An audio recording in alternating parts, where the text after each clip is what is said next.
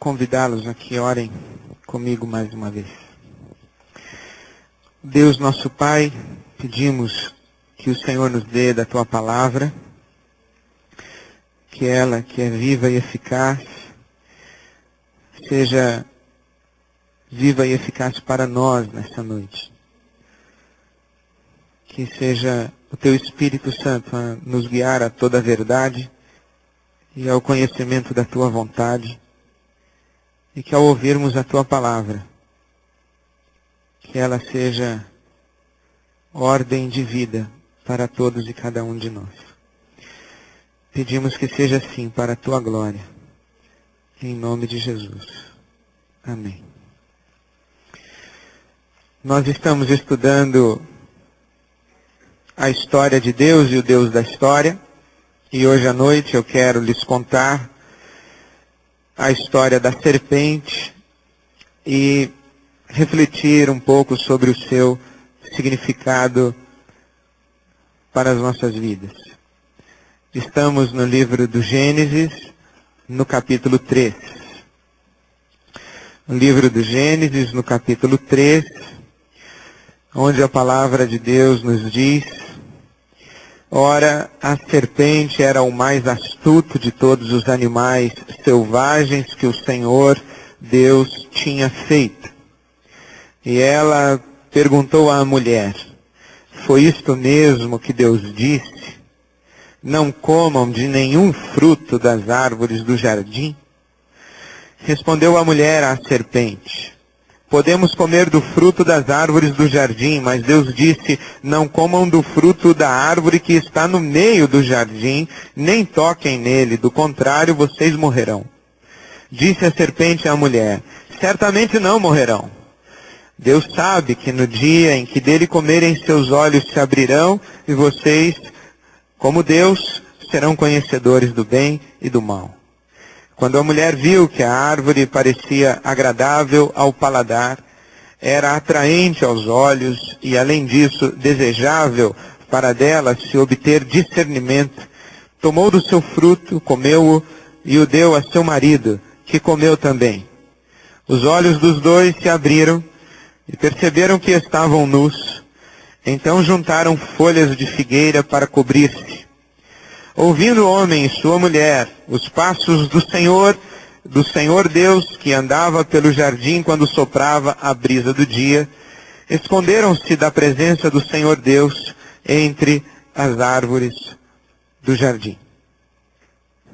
Este texto que dá a base, que explica por que somos como somos, e porque o nosso mundo é como é, tem sido objeto de tantas e variadas interpretações, não apenas nas interpretações possíveis a respeito da serpente, quem é, a quem serve, o que faz, qual é o seu papel, qual é a sua função, mas também tem dado margem a muitas interpretações a respeito do seu significado, no que diz respeito a nós, a raça humana.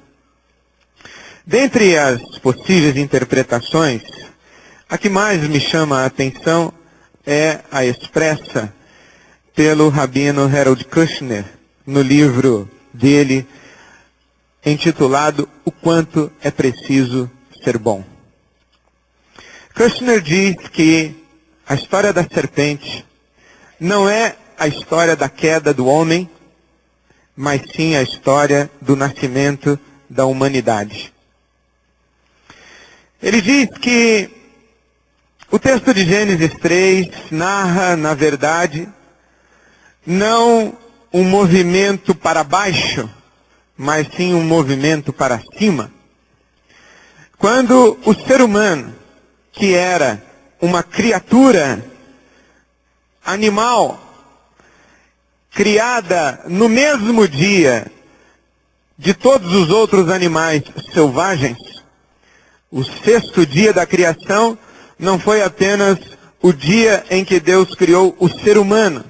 O sexto dia da criação foi o dia em que Deus criou o ser humano e todos os animais selvagens. E criou este ser humano também como um animal selvagem, guiado, conduzido pelos seus instintos e pelas leis naturais que Deus incutira nele. Humano, selvagem, um tipo de bicho. E ao comer da árvore do conhecimento do bem e do mal, este ser humano, um tipo de bicho, deixa de ser bicho e adquire então consciência. Ele passa a discernir o bem e o mal.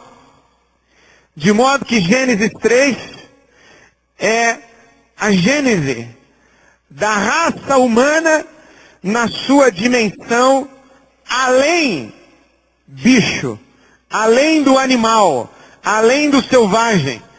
É o ser humano que ganha consciência. Não é uma queda, é uma evolução.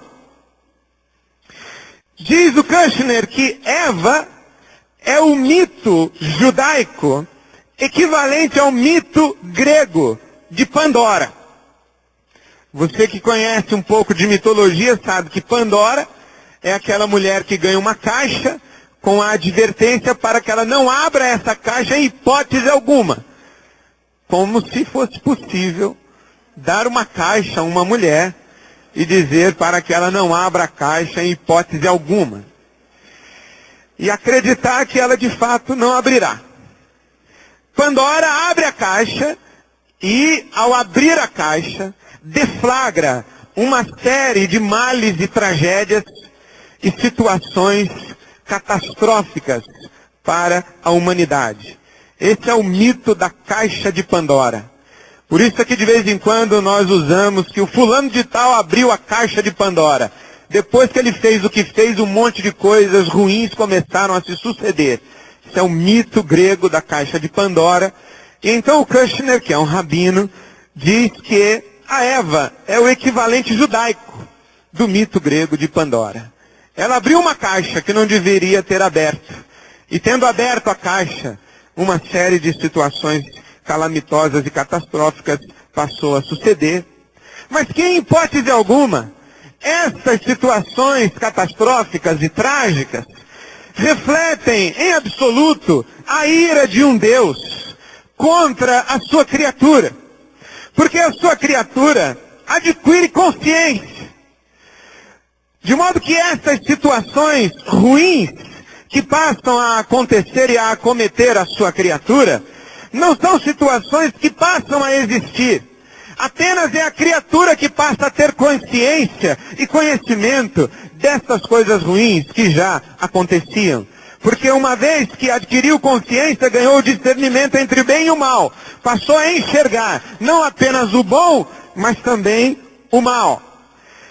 Ele diz que quando nós falamos que a fala de Deus para Adão e Eva, dizendo: multiplicarei grandemente o seu sofrimento na gravidez, com o sofrimento você dará à luz filhos, seu desejo será para o seu marido e ele a dominará. Esta fala de Deus para Eva, a mulher, ou a fala de Deus para o homem: com sofrimento você se alimentará da terra todos os dias da sua vida, e com o suor do seu rosto você comerá o seu pão. Esta fala de Deus não é uma descrição de punições de Deus para este ser humano que adquiriu consciência. É mais ou menos como a advertência de um amigão, que diz o seguinte: olha, não coma desta árvore do conhecimento do bem e do mal, porque no dia em que você comer, você vai se meter numa enrascada tremenda. Você vai desejar ser igual a Deus, você vai desejar consciência, e você vai ver como é difícil ser Deus, como é doloroso ser Deus. Você vai ver como é complicado ser Deus. Você vai ver como é muito complicado ter consciência. Você vai ver como é muito complicado ter que assumir responsabilidades morais, ter que fazer escolhas, ter que tomar decisões. É mais ou menos como um amigo que está com a vida ganha, está com um burro na sombra, e recebe uma proposta de deixar uma grande empresa, a diretoria de uma multinacional, para começar um trabalho pioneiro, uma grande aventura. E o amigão diz assim: rapaz, presta atenção no ônus do que você vai estar deixando para trás, no ônus que você vai ter que assumir entrando nessa nova dimensão, nessa nova situação. Até porque diz o Kushner que essas coisas que Deus fala são coisas que nos diferem dos animais. Ter dores em relação à nossa prole, ter responsabilidade em relação à nossa sexualidade e buscar significado no nosso trabalho. Por exemplo, parir é diferente de gerar e criar. Parir é botar no mundo. Gerar e criar é reproduzir-se. Os bichos botam no mundo. Os seres humanos se reproduzem na sua descendência. Por isso que lemos no domingo passado que Adão gerou um filho à sua imagem e semelhança, em Gênesis 5:3. Os bichos botam no mundo. Os bichos não choram o luto de sua prole morta. Mas nós humanos choramos. Nós humanos não apenas sofremos para dar à luz, mas sofremos para que aquele ser ao qual demos a luz se torne humano. A sexualidade do bicho é mecânica, instintiva. Nós, graças a Deus, não vivemos no cio. Ou, graças a Deus, a nossa vida é um cio. Porque a nossa energia sexual está sempre latente. Mas nós não somos bichos. E não podemos dar vazão a toda hora, com toda a gente, que esta energia clama por satisfação. Por isso é que canalizamos o nosso afeto, o nosso amor, o nosso impulso de unidade física, inclusive, a uma pessoa. Por isso é que o desejo é para o marido e o desejo do marido é para a mulher. Nós não apenas cultivamos a terra, nós fazemos desenhos com arado. Nós não estamos apenas buscando produzir para a nossa sobrevivência. Nós buscamos significado no nosso trabalho. Nós não apenas estamos fabricando instrumentos para o nosso conforto. Nós humanos estamos nos construindo enquanto construímos o mundo à nossa volta. Por isso é que disse o poeta brasileiro que o operário faz a coisa e a coisa faz o operário. O trabalho para nós é muito mais do que a fadiga pela sobrevivência. É isso que nos faz gente. Então o nosso amigo rabino Harold Kushner, que eu gosto tanto dele, ele falou essas coisas. Ele falou essas coisas e essas coisas que ele falou faziam um sentido tremendo. Mas ele se equivocou, como tem muita gente equivocada na leitura de Gênesis 3. Porque essa leitura romântica e bonita de Gênesis 3, que o ser humano passou a ser humano quando tomou consciência do bem e do mal e comeu do fruto proibido, que foi uma queda para o alto, esta leitura de Gênesis não faz o menor sentido com o restante de toda a Escritura. E não faz o menor sentido na própria narrativa do texto. Ela é muito bonita. Seria inclusive muito conveniente para nós que nós lêssemos esse texto e percebêssemos que nesse momento nós deixamos de ser bichos e que o ônus de ser humano nos coloca diante de tantas responsabilidades, mas que isso é vida, e que Deus não é um castrador punitivo, Deus é um parceiro na nossa luta para canalizarmos os nossos afetos, reproduzirmos a nossa imagem e semelhança e construirmos e colocarmos ordem nesse caos que é o mundo. Seria muito bonito, mas é uma leitura muito romântica. Porque esse texto de Gênesis fala de um Deus que castiga, um Deus que repele, expulsa, julga, condena, um Deus que entrega a morte.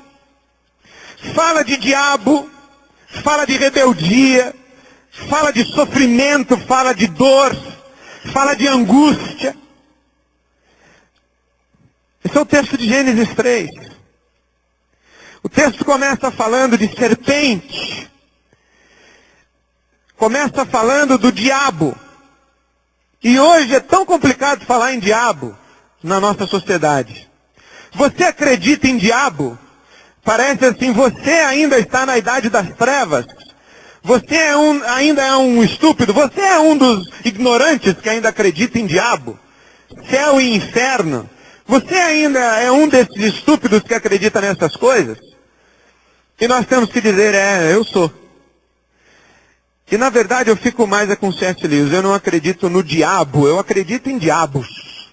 Vários. Tem um que é o chefe, mas é tudo da mesma laia. São diabos. Porque há algumas coisas que precisam ser revistas nesse texto. A origem da serpente.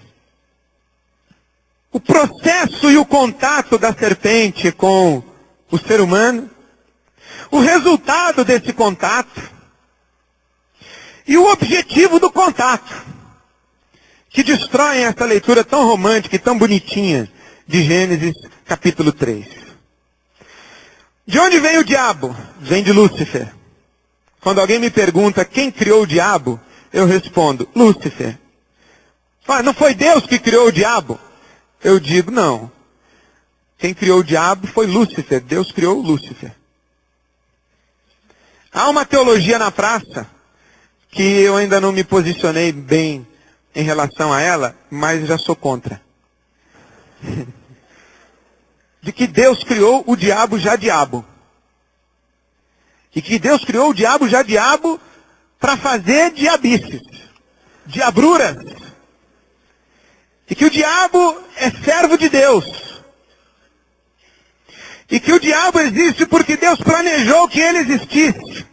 Deus quis que ele existisse. E Deus o criou já assim, diabo. Mas eu não creio que isso é o que a Bíblia diz. Eu fico com a leitura mais tradicional. Porque não fere nada do que a ciência já afirma. Não fere o meu bom senso. É coerente com aquilo que os cristãos estão acreditando ao longo dos séculos. E explica muita coisa sem a existência dos diabos a gente ficaria em maus lençóis para explicar. A origem dele está descrita em duas palavras proféticas. Uma com relação ao rei da Babilônia e outra com relação ao rei de Tiro. Isaías, capítulo 14.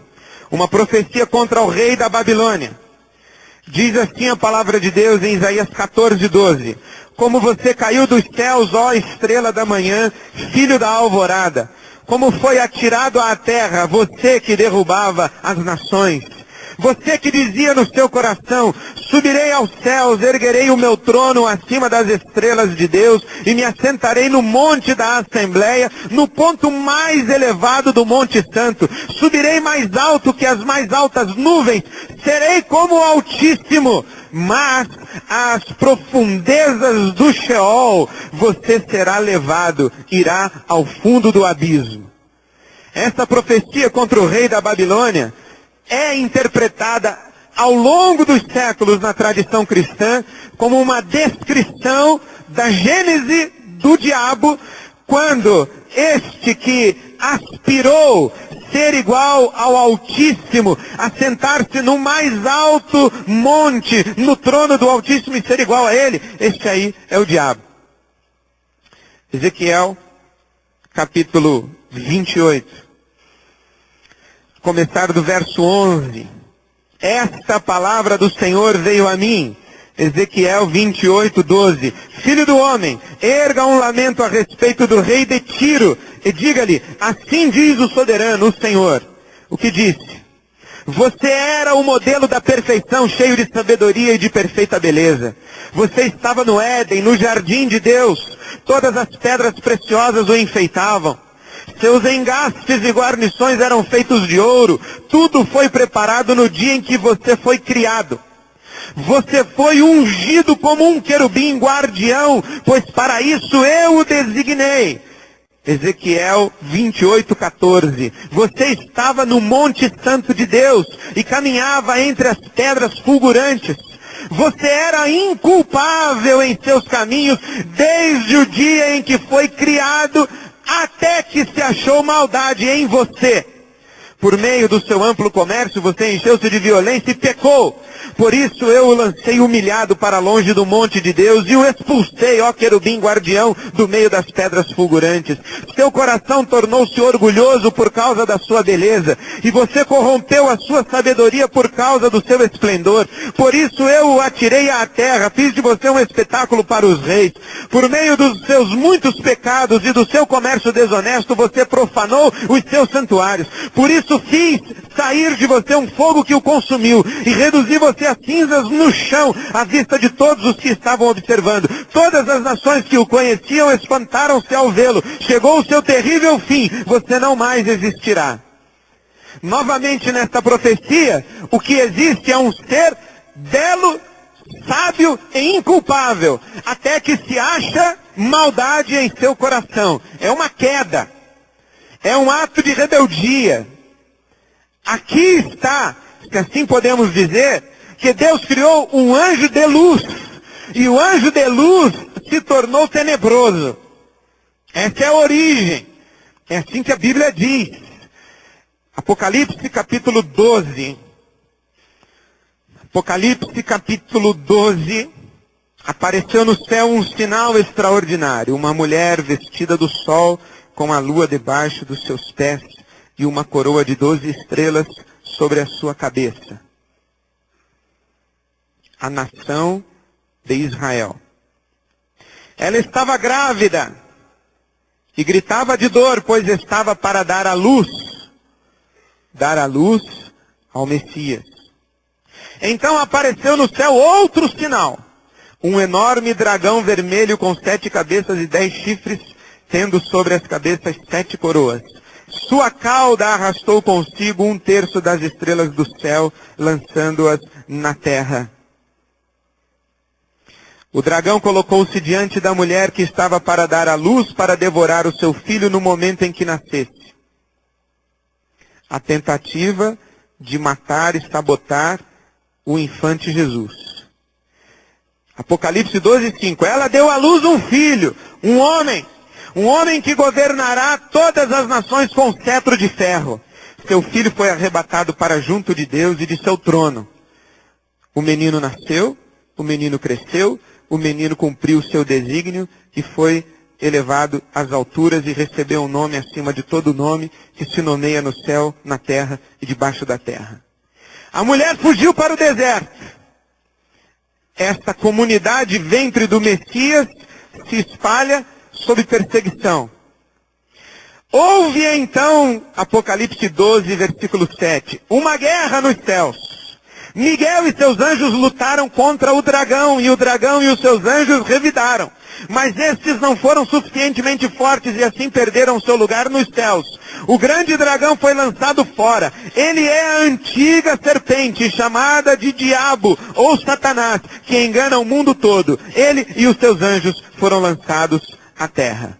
Por isso é que eu não acredito mais na possibilidade da reedição do drama de Jó. Interessante isso, que diz a palavra de Deus que o diabo estava ao redor do trono de Deus nos céus. E se aventura a dizer assim, viste o Jó? homem justo e bom. Esse que tem uma vida boa, tire a boa vida que ele tem e veja se ele não blasfema contra ti. Mas esse negócio do diabo em volta do trono de Deus no céu é até o advento da cruz e da ressurreição e da ascensão do Cristo ressurreto.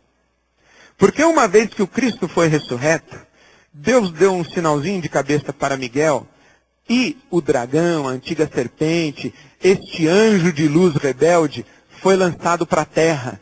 Não mais se achou o seu lugar no céu. Não tem mais esse papo do diabo chegar na presença de Deus e viste o teu servo Ari, homem bom e justo. Não tem mais isso não, porque já foi lançado fora do céu. Não está mais lá. Sabe o que eu imagino lendo Apocalipse 12? O mundo criado por Deus com seres espirituais, anjos. O mundo criado por Deus com seres humanos, a imagem e semelhança de Deus. E imagina uma rebelião entre os seres espirituais. Rebeldia contra o Deus Todo-Poderoso e Criador.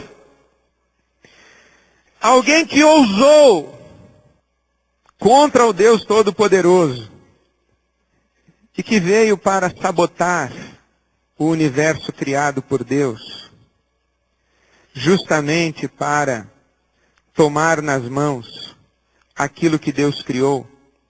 E o único jeito de tomar nas mãos o que Deus criou seria tomar das mãos não de Deus, mas das mãos daqueles a quem Deus delegou o que criou. Por isso aqui no Gênesis diz que o ser humano criado à imagem e semelhança de Deus recebeu domínio sobre toda a criação. Sobre toda a criação. E Gênesis 3 é esta narrativa. Quando este anjo de luz que se tornou tenebroso em sua rebeldia, no seu orgulho e na sua prepotência, vem gerar o mesmo espírito, a mesma atitude, a mesma postura e deflagrar uma rebeldia também entre nós, os humanos. Por isso, a origem dessa serpente já acaba de vez com a ideia de que este momento do Gênesis 3 é um adquirir positivo de consciência. Porque Gênesis 3, na verdade, é um ato de rebeldia contra o Deus Criador. Veja que interessante esta fala de que nós éramos meros bichos enquanto não conhecíamos o bem e o mal. O fato é que a nossa consciência moral não é resultado de termos comido do fruto da árvore do conhecimento do bem e do mal. A nossa consciência moral é resultado do fato de termos sido criados à imagem e semelhança de Deus. Não fôssemos morais antes de comermos deste fruto, não poderíamos ser julgados moralmente. Por isso é que aqui não nasce a consciência. Aqui existe sim um ato de rebeldia. O papo da serpente com o ser humano também já desfaz essa ideia de que Gênesis 3 é um conto cor-de-rosa.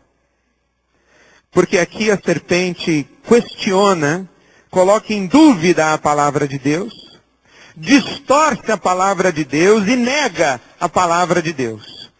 Essa é a estratégia da serpente. Foi isso mesmo que Deus disse? Será? E talvez a mais sutil das estratégias da serpente até hoje, na sua cabeça e na minha, é colocar essa dúvida. Será?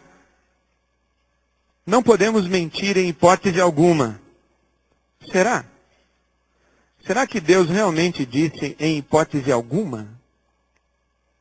Não podemos roubar em hipótese alguma. Será? Será que Deus realmente disse em hipótese alguma? Será? Foi isso mesmo que Deus disse? Será que você entendeu bem? Será que você ouviu bem? Será que você interpretou bem? Foi isso mesmo que Deus disse? suscita dúvida. Aí olha como ele distorce. Não comam de nenhum fruto das árvores do jardim. Não foi isso que Deus disse. Disse, não coma do fruto da árvore do conhecimento do bem e do mal. Que interessante quando estamos diante da transgressão, como tudo quanto não é o objeto do nosso desejo desaparece da nossa frente. Só fica aquele objeto de tentação. É como se a serpente dissesse para nós, ou é isso ou nada. E uma das formas de vencermos a tentação é dizer, não é isso, porque em alternativa a isso tem todo o resto do paraíso. Mas a serpente distorce a palavra de Deus como quem afirmando, ou você pega desse fruto ou você não vai ter nada. Terceiro, ela nega a palavra de Deus, versículo 4 de Gênesis 3. Deus disse que você morreria, certamente não morrerá. Deus está enganando você. Deus está blefando. Coloca em xeque o caráter de Deus, as intenções de Deus. Deus quer manter você longe dessa árvore, porque Ele sabe que no dia que você comer dessa árvore, você vai se tornar igual a Ele. Deus está blefando. Por isso que no Apocalipse 12 e em toda a Escritura, o diabo é apresentado como enganador, sedutor e mentiroso. Porque Deus disse, no dia em que dela comeres, morrerás. Gênesis 2, 17. Não coma da árvore do conhecimento do bem e do mal, porque no dia em que dela comer, certamente você morrerá. Gênesis 3, 4. Disse a serpente à mulher, certamente não morrerá. Nega a palavra de Deus. Portanto, não há que se confiar na serpente que questiona, distorce e nega explícito pronunciamento de Deus. O resultado do papo é muito interessante. A origem, o processo, o resultado. O resultado é que o homem, depois de comer da árvore do conhecimento do bem e do mal, ele se esconde e foge de assumir a responsabilidade. Ele fez uma coisa da qual se envergonha e se apressa em dizer, não fui eu que fiz. Fosse uma queda para o alto, receberia congratulações. Não fugiria. Quem fez esse lindo quadro? Foi eu, Senhor. Quem fez esse negócio? Foi ela. Foi você? Não foi a serpente. O ser humano não somente foge e se esconde porque percebe que está nu. Está nu. E se esconde. Eu vejo nisso aqui uma declaração de culpa. Eu não posso comparecer diante de Deus assim, do jeito que estou. Que interessante, essas expressões da palavra de Deus abriram-se os olhos. Perceberam que estavam nu. Mas essa consciência do si mesmo foi uma consciência do si mesmo em rebeldia. E tanto foi que gerou medo. Fiquei com medo e me escondi. Que nem criança quando faz arte vai para trás do sofá, ou então fecha o olhinho assim, porque acha que se ela não está vendo, ninguém vai ver. Isso é uma declaração de culpa, é uma confissão de vergonha. Aqui o ser humano piora. Porque ele se intromete na hostilidade.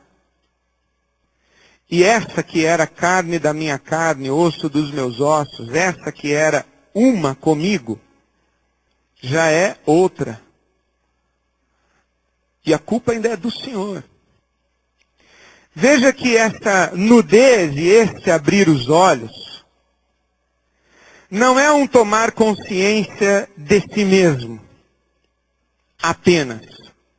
É um tomar consciência de si mesmo em antagonismo contra o outro. Contra Deus e contra o próximo. E quando você vai lendo o Gênesis e lendo o restante da Escritura, você vai ver que essa morte de fato existe. Ela é uma morte natural, porque este universo físico entra num caos natural. O homem que tinha domínio sobre a criação agora é escravo dentro dessa criação. O mar destrói as suas casas, os vulcões queimam os seus filhos, os terremotos engolem as suas fábricas, as pestes dizimam sua descendência. E veja aí a hepatite C, que mata mais que o câncer e a AIDS. É um caos social, porque aquela que era um comigo agiu contra mim, e eu quero mais é que ela se dane mesmo. E o que se narra em Gênesis capítulo 4 é que Caim atacou seu irmão Abel e o matou, 4:8. O que se narra em Gênesis 6, verso 5, o Senhor viu que a perversidade do homem tinha aumentado na terra e que toda a inclinação dos pensamentos do seu coração era sempre e somente para o mal. O que se narra em Gênesis 11, a pretensão da torre de Babel: vamos construir uma cidade com uma torre que alcance os céus. Assim o nosso nome será famoso. É a mesma índole de controle, de conquista, de comando. É a mesma índole de prepotência, a mesma índole de autossuficiência. É a mesma índole de tudo para mim, tudo eu posso tudo e tudo é meu. Que gera esse caos social de uns com tanto, outros com tão pouco. Essa conflitividade das relações. É um caos existencial. Eu e o meu medo, eu e as minhas vergonhas, eu e as minhas taras, eu e as minhas angústias, eu e as minhas perguntas, eu e as minhas invejas, eu e as minhas cobiças, eu e as minhas agressões, eu e as minhas maldades, eu e as minhas inclinações para a perversidade. Eu querendo fazer o bem e não conseguindo, mas não querendo fazer o mal e praticando. É este ser humano cindido em relação a si mesmo. E é uma morte espiritual, porque Deus passa a ser um grande mistério distante e a humanidade passa a tatear em busca de Deus e chamar de Deus aquilo que não é Deus. Que vem a ser inclusive a morte física. Morre. Morre, mas por uma questão muito interessante. Não morre assim de morte morrida na hora. Entra em estágio de morte. É um morto-vivo. Eu me lembro do Dr. Russell Shedd dizendo que se quando nós passássemos de 120 na Bandeirantes, os 4 pneus estourassem automaticamente, ninguém passava de 110. Vai que o velocímetro está desregulado, a gente é melhor andar a 100. Se esse castigo explícito fosse imediato, se a consequência da transgressão fosse imediata, se bem que passar de 120 na Bandeirantes eu não acho uma coisa assim, então. Mas se fosse imediato, ninguém passava. E nós convivemos com essa morte latente, morte que vai morrendo em nós. E temos essa aparência de vivos e ainda ousamos dizer que não estamos mortos.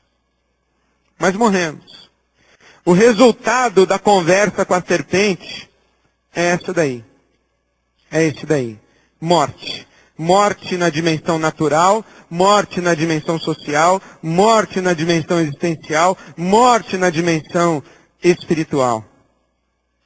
Agora, o que me chama mais atenção aqui é o alvo desta conversa da serpente com o ser humano. Porque até aqui nós estamos conversando sobre o que vai acontecer ou deixar de acontecer, como é que funciona o ser humano, como é que funciona o mundo que Deus criou, quem controla o quê, quem comanda o quê, quem faz, quem acontece, quem sofre a ação, quais as consequências. E essa ideia da queda para o alto, de que o ser humano adquire consciência, como se antes de comer do fruto do conhecimento do bem e do mal, o ser humano fosse um bicho que vivesse de instintos, demonstra uma absoluta ignorância a respeito do relacionamento de Deus com o ser criado à sua imagem e semelhança.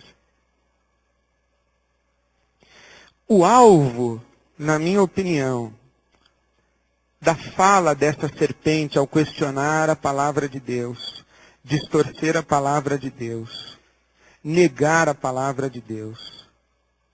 O alvo dessa serpente não é a emancipação do homem, não é tão somente o controle sobre o universo criado, não é apenas e tão somente impor sobre o universo criado o seu padrão de funcionamento das coisas.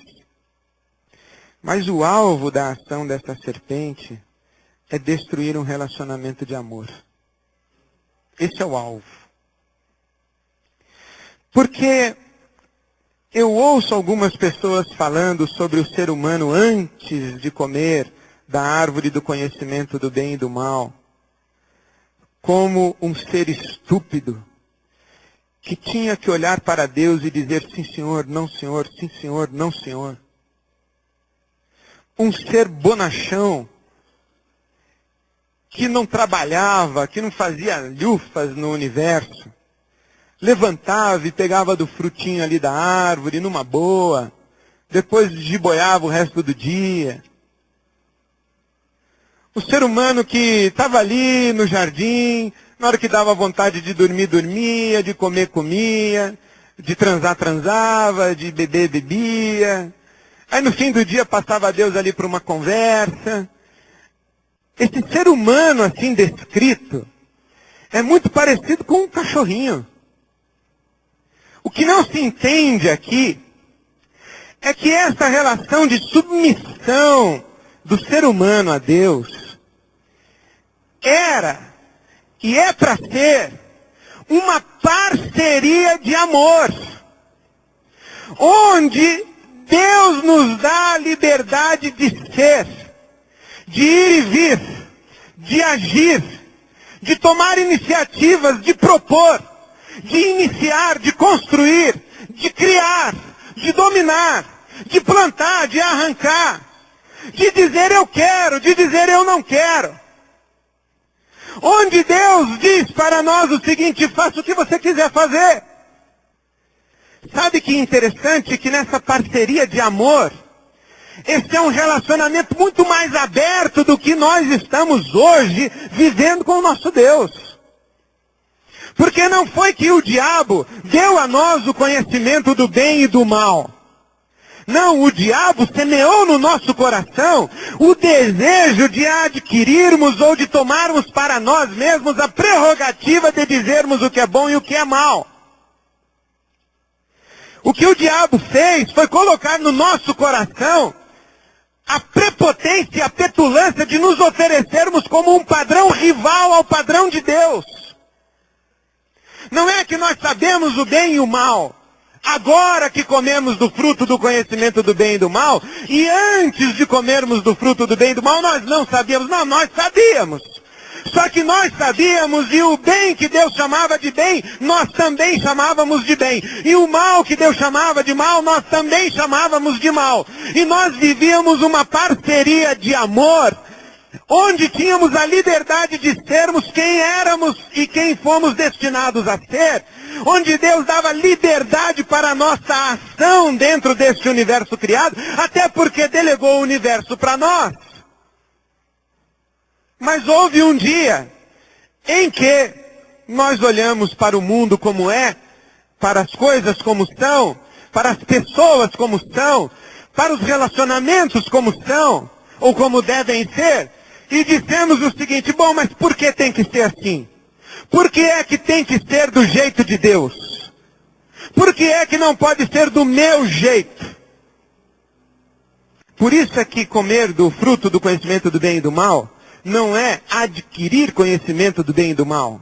É reivindicar a prerrogativa de dizer o que é bem e o que é mal, o que é certo e o que é errado, o que é verdade e o que é mentira, o que é justo e o que é injusto. É colocar um padrão rival ao padrão de Deus para o seu universo criado.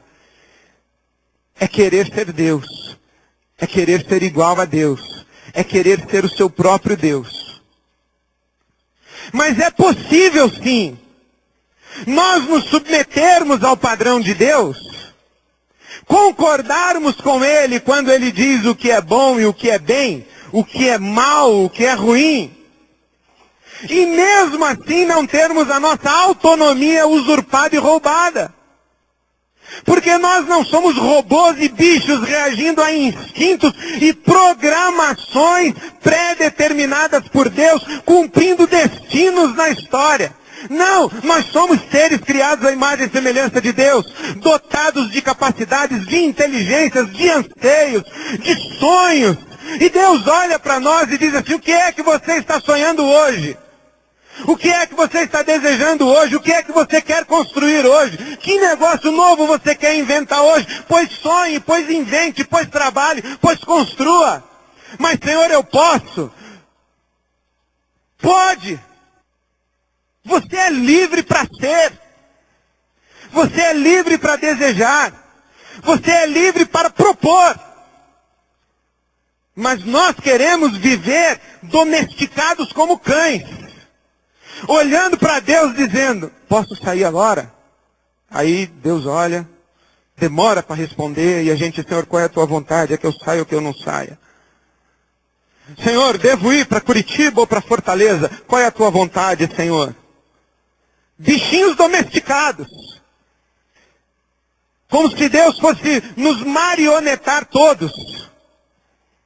Ou a todos. Como se Deus fosse decidir os detalhes da nossa vida. Como se Deus fosse determinar cada passo da nossa existência. Como se Deus ficasse querendo fazer coisas e nós na rebeldia, e nós temos que nos converter da nossa rebeldia para Deus. Não. Parece que é exatamente esta a palavra sedutora e mentirosa da serpente. Você não tem liberdade para fazer nada, comer de nenhum fruto. Nenhum. Fique paradinho aí e faça somente o que Deus mandar. E quando vier um desejinho no seu coração, quando vier uma vontadezinha, um sonhozinho, uma ambição de empreendimento no seu coração, você ajoelha e fica ali em oração perguntando se é da vontade do Senhor para não ser rebelde, hein? Isso aí é diabólico. Isso aí faz o universo de Deus ficar menor do que de fato é.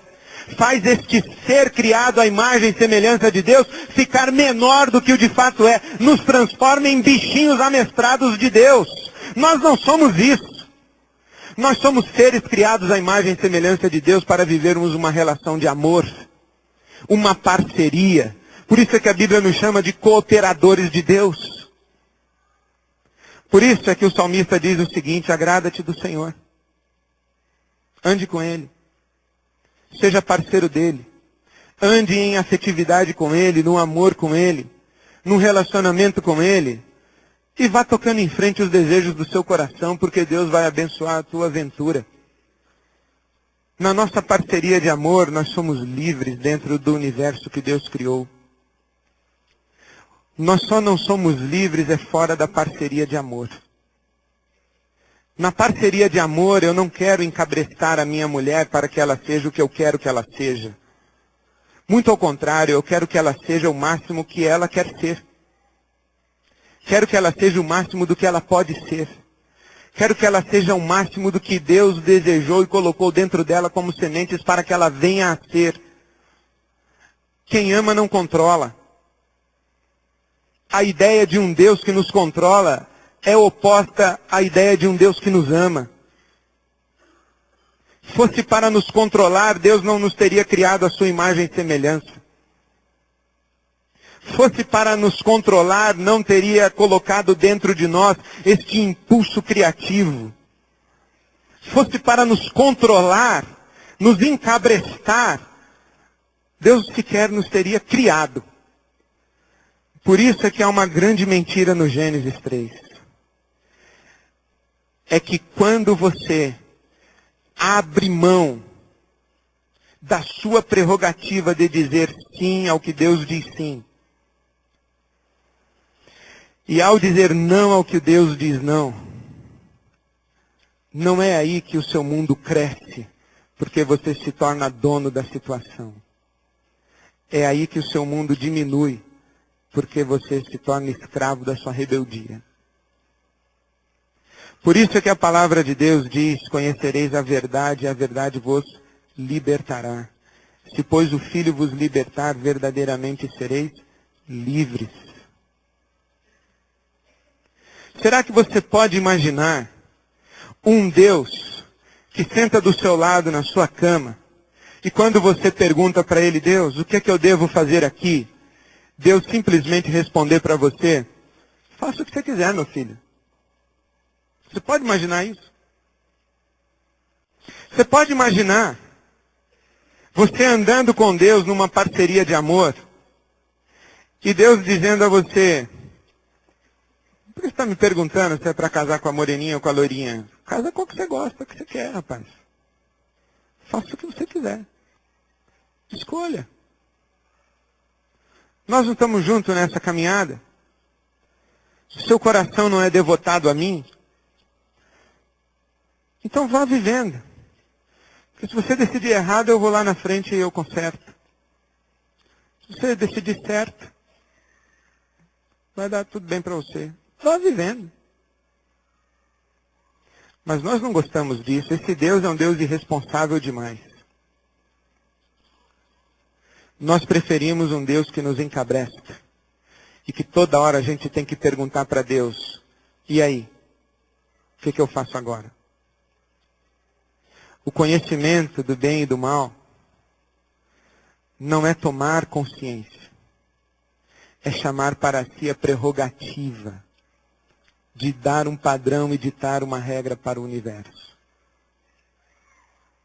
Quando nós andamos numa parceria de amor com Deus e olhamos para o céu e perguntamos: Deus, o que o Senhor quer que a gente faça? Deus diz assim: vocês sabem o que eu acho certo e o que eu acho errado. Respeitado esse padrão, à vontade. Dentro desses limites, pode comer de tudo que é fruta que vocês quiserem, a hora que quiserem. Comer em pé, sentado, deitado, com água, sem água, batido no liquidificador, de canudinho, raspadinhos, pode fazer o que vocês quiserem. Porque com Deus nós fomos criados para termos uma parceria de amor. Não é na rebeldia que está a nossa liberdade, é na nossa submissão a Deus. A proposta de liberdade da serpente, na verdade, é que nos escraviza. Por isso, eu volto a dizer o que comecei a dizer no domingo passado. Deus criou seres extraordinários, maravilhosos e belos. Nós. Capazes. Deus criou seres sábios. Nós. Criativos. Nós. Deus criou gente com força de vontade, determinação. Nós. Nós somos o máximo, gente. Nós somos tão o máximo que a Bíblia diz que nós somos a coroa da criação. Nós somos o topo. Debaixo de Deus, em todo esse universo criado, só tem nós. E o resto é dos nossos pés para baixo. Enquanto a gente anda na parceria de amor com Deus. Porque no dia em que a gente começa a se achar, e achar que somos o que somos, por nós mesmos, e não pelo Deus de quem derivamos, aí é que nós nos perdemos e nos bestializamos de vez. e o que explica o universo onde estamos, as pessoas com quem convivemos, e esse caos natural, social, existencial, espiritual, é um ser humano que acha que é o que é, sem precisar de Deus. Agora, nós temos o privilégio de andarmos de cabeça erguida, porque nós sabemos quem somos. Somos seres criados à imagem e semelhança de Deus. Somos seres que fomos criados para, em nome desse Deus Criador, exercermos o domínio sobre toda a criação, inclusive sobre nós mesmos. Enquanto andarmos numa parceria com Deus, nós teremos sempre a coroa da criação.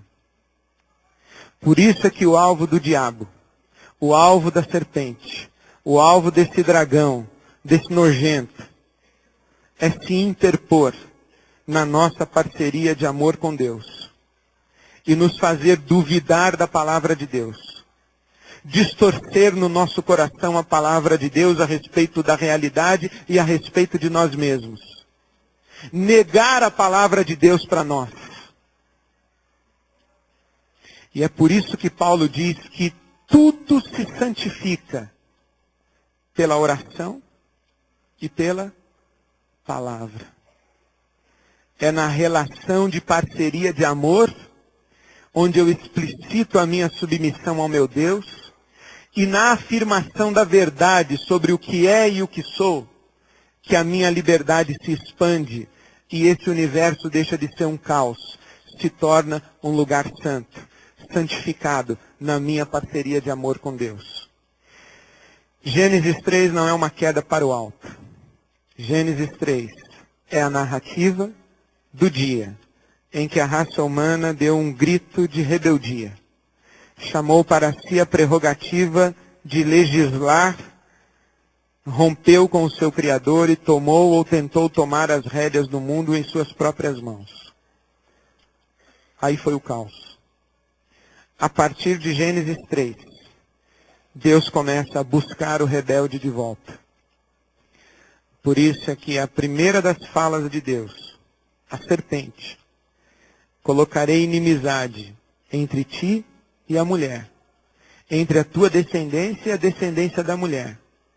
Você vai ferir o calcanhar dela, mas ela vai esmagar a sua cabeça. A Bíblia é a história de Deus trazendo à luz o menino que esmagou a cabeça da serpente. E hoje, nós estamos aqui porque cremos nesse menino. Cremos que o universo é do nosso Deus Criador. Cremos que abaixo do nosso Deus Criador estamos nós. Nós, os irmãos, em unidade uns com os outros, numa parceria de amor e numa parceria de amor com Deus. Para quê? Para colocar ordem nesse caos que está aí fora e resgatar, pela graça de Deus, sinais do paraíso perdido no mundo em que vivemos. Por isso é que dizemos que queremos ser um sinal histórico do reino de Deus. Por isso é que nós, como comunidade, devemos ser uma comunidade que anda numa parceria de amor com Deus. Para que onde nós estivermos, não reine o caos. Para que onde nós estivermos, o reino de Deus, o jardim, seja sinalizado. Até que toda a terra se encha do conhecimento da glória do Senhor, como as águas cobrem o mar. Que Deus nos ajude a viver cada dia na autoridade do menino, esmagando a cabeça dessa maldita serpente. Amém. Vamos ficar em pé e vamos orar ao Senhor. Deus nosso Pai, nós queremos te dar graças por esta promessa da tua palavra, que um dia a cabeça da serpente seria esmagada. E te damos graças porque esta promessa se cumpriu na cruz do Calvário e na ressurreição de Jesus Cristo. Te damos graças porque Jesus expôs ao desprezo todos os espíritos das trevas, fez com que depusessem suas armas, e hoje podemos caminhar na história, reconstruindo jardins para a tua glória. Muito obrigado, porque Jesus Cristo, teu Filho, nos traz de volta ao paraíso. Ó Pai, nós te pedimos que ninguém aqui viva ouvindo a voz da serpente, mas que ouça a voz deste que esmagou a cabeça da serpente. Que tu faças assim, para que no meio desse caos, o teu reino seja sinalizado em nós e através de nós. Para que ao nosso redor nós tenhamos flores e frutos, por obra da tua graça e da tua mão sobre a nossa cabeça. Te agradecemos porque em Cristo Jesus caminhamos assim pela história, tendo a certeza da vitória sobre essa serpente. Ó Pai, que o teu Espírito Santo faça com que essa vitória seja eficaz para todos nós e em todos nós, e através de nós para a tua glória. Assim nós oramos, Pai. Assim nós te pedimos. Em nome de Jesus. Amém. Amém.